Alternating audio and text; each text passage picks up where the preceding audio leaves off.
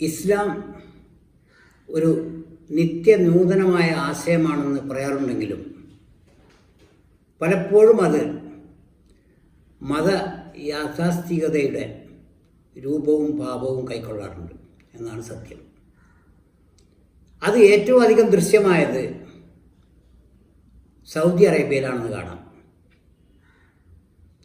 70-കൾക്ക് ശേഷം ഇറാൻ വിപ്ലവത്തോടനുബന്ധിച്ച് ലോകത്തിലെ പല മുസ്ലിം രാജ്യങ്ങളിലും ഭീതിയുണർന്നു. സൗദി അറേബ്യക്കാണത് ഏറ്റവും അധികം ഭീഷണിയായി തീർന്നത് എന്ന് കാണാം. ആ പശ്ചാത്തലത്തിൽ സൗദി അറേബ്യ, അവിടുത്തെ രാജകുടുംബങ്ങൾ അവരെക്കുറിച്ചുള്ള ആരോപണങ്ങളിൽ നിന്ന് രക്ഷപ്പെടുന്നതിൻ്റെ ഭാഗമായി ഒരുപാട് റെസ്ട്രിക്ഷൻസ് കൊണ്ടുവരികയുണ്ടായി 70 മുതൽ. ആ റെസ്ട്രിക്ഷൻസ് നേരത്തെ തന്നെ സൗദി അറേബ്യ മറ്റ് സ്റ്റേറ്റുകളെ അപേക്ഷിച്ച് അഹമ്മദ് ബിൻ ഹംബലി മദ്ഹബ് പിന്തുടരുന്ന സ്റ്റേറ്റ് എന്ന നിലക്ക് മറ്റ് ഇസ്ലാമിക സ്റ്റേറ്റുകളെ അപേക്ഷിച്ച് താരതമ്യേന സ്ട്രിക്റ്റ് കൂടുതലായിരുന്നു, ഓപ്പൺനെസ് കുറവായിരുന്നു എന്ന് കാണാം. അതിലൂടെയാണ് 70-ലെ ഇറാനിയൻ വിപ്ലവം ഉയർത്തിയ ഭീഷണിയുടെ പശ്ചാത്തലത്തിൽ കുറെ കൂടി റെസ്ട്രിക്ഷൻസ് കൊണ്ടുവന്നത്. അത് ആ രാജ്യത്ത് അടുത്ത കാലം വരെയും എന്ന് വെച്ചാൽ ഒരു 2017 വരെയും തുടർന്നു എന്ന് തന്നെ പറയാം. മറ്റ് സ്റ്റേറ്റുകളില്ലാത്ത ചില കർശന കാർക്കശ്യങ്ങൾ ഇസ്ലാമിൻ്റെ പേരിൽ സൗദി അറേബ്യയിൽ നിലനിർന്നു വരികയുണ്ടായി.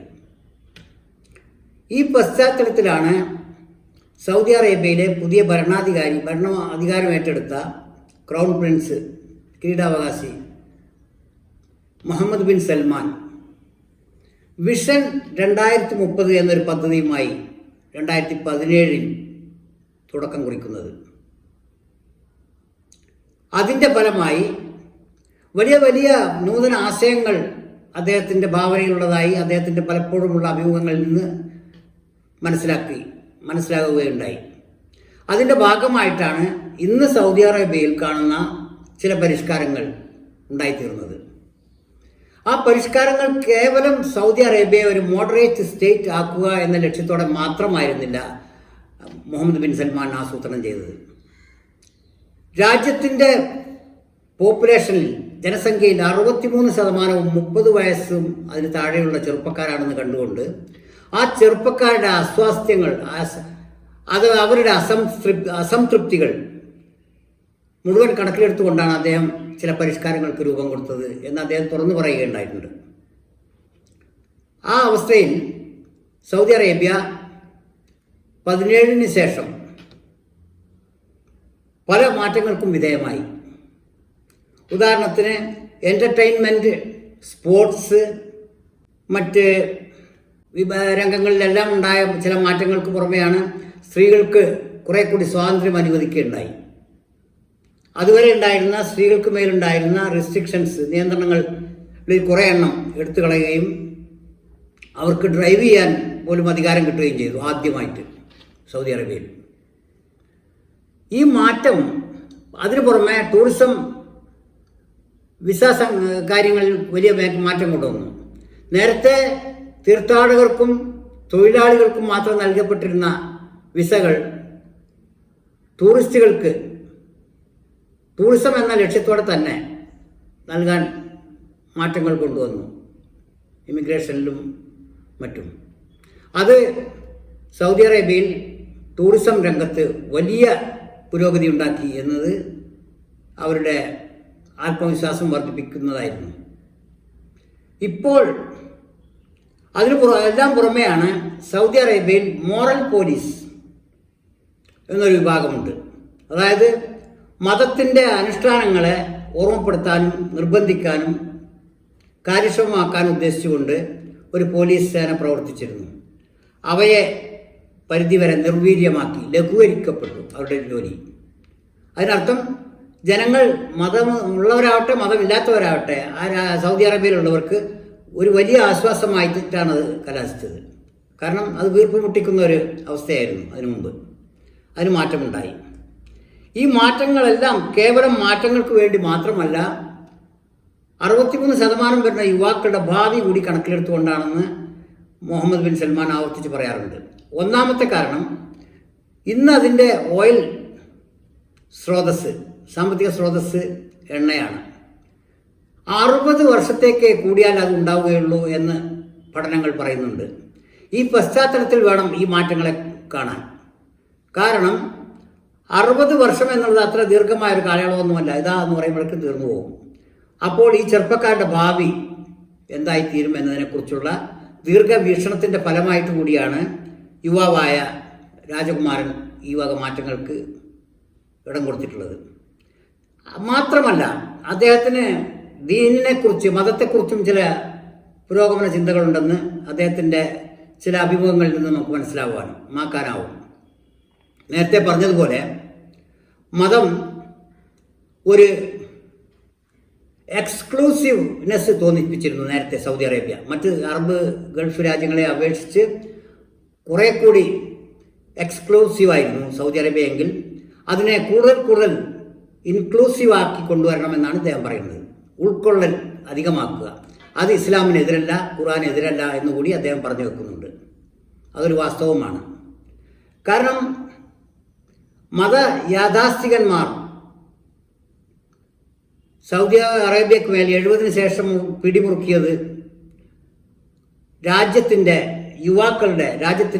സാമ്പത്തിക യുവാക്കളുടെ ഭാവിയെ എല്ലാം ബാധിക്കുന്ന തരത്തിലായിപ്പോയി എന്നൊരു നിരീക്ഷണം നിലനിൽക്കുന്നുണ്ട്. അതിനൊക്കെ പരിഹാരം എന്ന നിലക്കാണ് ഇദ്ദേഹം വിഷൻ 2030 ആസൂത്രണം ചെയ്ത് ആവിഷ്കരിച്ച് നടപ്പിലാക്കിക്കൊണ്ടിരിക്കുന്നത്.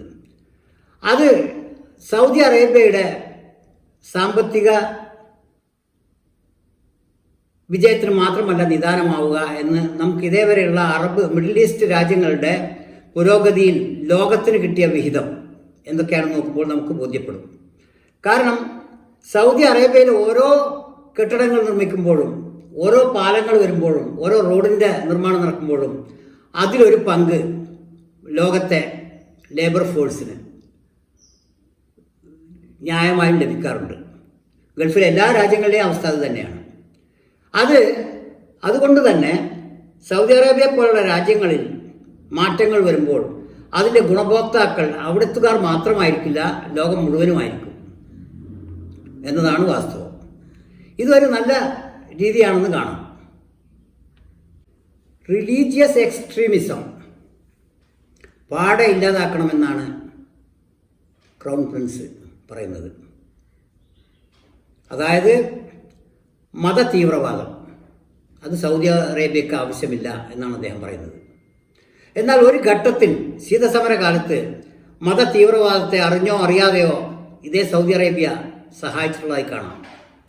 കാരണം കമ്മ്യൂണിസത്തെ തോൽപ്പിക്കുക എന്ന ലക്ഷ്യമായിരുന്നു അത്രേ അതിന്. എന്നാൽ ഇന്ന് ആ വിഷയത്തിന് പ്രസക്തിയില്ല.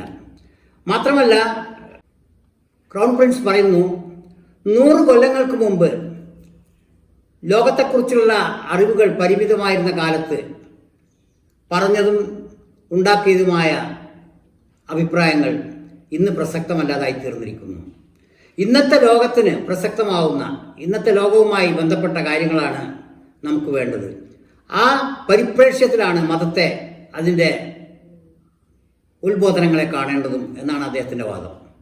അതൊരു നല്ല പുരോഗമനപരമായൊരു രീതിയാണെന്ന് കാണാം. പക്ഷേ മതയാഥാസ്ഥികർ ഇതിനെ എതിർക്കാൻ ഉള്ള സാധ്യതകളെക്കുറിച്ചും അദ്ദേഹം ബോധവാനാണ്. ഇതിലേറെ പുരോഗതിയെക്കുറിച്ച് അദ്ദേഹത്തിന് ആശയങ്ങളുണ്ടെങ്കിലും അതൊരു പക്ഷേ റഷ്യയിൽ സംഭവിച്ചതുപോലെ ആകാനും ഇടയുണ്ട്. അമിതമായ ഡെമോക്രസിയോ മറ്റു മതേതരത്വമോ ഒരു പക്ഷേ സൗദി അറേബ്യക്ക് ഗുണകരമായിട്ടല്ല കലാശിക്കുക. സൗദി അറേബ്യ എന്ന ആശയത്തെ തന്നെ അത് ചിലപ്പോൾ ഇല്ലാതാക്കിയേക്കാം, റഷ്യയിൽ സംഭവിച്ചതുപോലെ എന്ന ഭയവും രാജകുമാരന് ഇല്ലാതില്ല. ആ പശ്ചാത്തലത്തിൽ കൂടി വേണം അദ്ദേഹത്തിൻ്റെ പുരോഗതികളെ വളരെ വളരെ ബാലൻസ്ഡായ ഒരു രീതിയിലാണ് അദ്ദേഹം പുരോഗതികളെക്കുറിച്ച് ഇംപ്ലിമെൻ്റ് ചെയ്യുന്നത്. കാരണം കണ്ണടച്ച് പുരോഗതി, ലിബറലിസം, മോഡറേഷൻ എന്ന് പറഞ്ഞ് ചെയ്യാൻ അദ്ദേഹം കൂട്ടാക്കുന്നില്ല. അത് നല്ലൊരു രീതിയാണ്, അതൊരു ദീർഘവീക്ഷണമാണ്, അത് നല്ലൊരു നയതന്ത്രജ്ഞതയുടെ ഭാഗവുമാണ്. കാരണം അന്ധമായ മോഡറേഷനോ ലിബറലിസമോ പരിഷ്കരണമോ കൊണ്ടുവരുന്നതിലൂടെ രാജ്യത്തിൻ്റെ അടിസ്ഥാന മൗലിക ആശയം തന്നെ തകർച്ച നേരിട്ടേക്കാം എന്ന ബോധ്യവും അദ്ദേഹത്തിനുണ്ട്. അങ്ങനെ ബാലൻസ്ഡ് ആയിട്ടുള്ളൊരു അപ്രോച്ചാണ് അദ്ദേഹം സ്വീകരിച്ചിട്ടുള്ളത്. മാത്രമല്ല, മാറി വരുന്ന AI ആർട്ടിഫിഷ്യൽ ഇൻ്റലിജൻസ് മാക്സിമം ഉപയോഗപ്പെടുത്തുക രാജ്യ പുരോഗതിക്ക് വേണ്ടി എന്ന ആശയവും അദ്ദേഹം മുന്നോട്ട് വെക്കുന്നുണ്ട്. ഇതെല്ലാം ഒരാധുനിക രീതിയിൽ ചിന്തിക്കുന്ന ആധുനിക കാലത്തെ ഒരു ഭരണാധികാരിക്ക് ഏറ്റവും ആവശ്യമുള്ള കാര്യങ്ങളാണെന്നും കാണണം.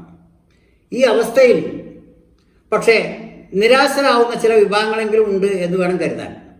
കാരണം മതമൗലികതയും മത തീവ്രവാദവും കൈമുതലാക്കി ഈ ഇസ്ലാം മതത്തെക്കുറിച്ച് തന്നെയുള്ള ഇമേജ് മോശമായ രീതിയിലാക്കി തീർക്കുന്നതിൽ വലിയ പങ്ക് വഹിച്ച ചില സംഘടനകൾക്ക് ഇത് നിരാശയുണ്ടാക്കുന്നുണ്ടാവാം.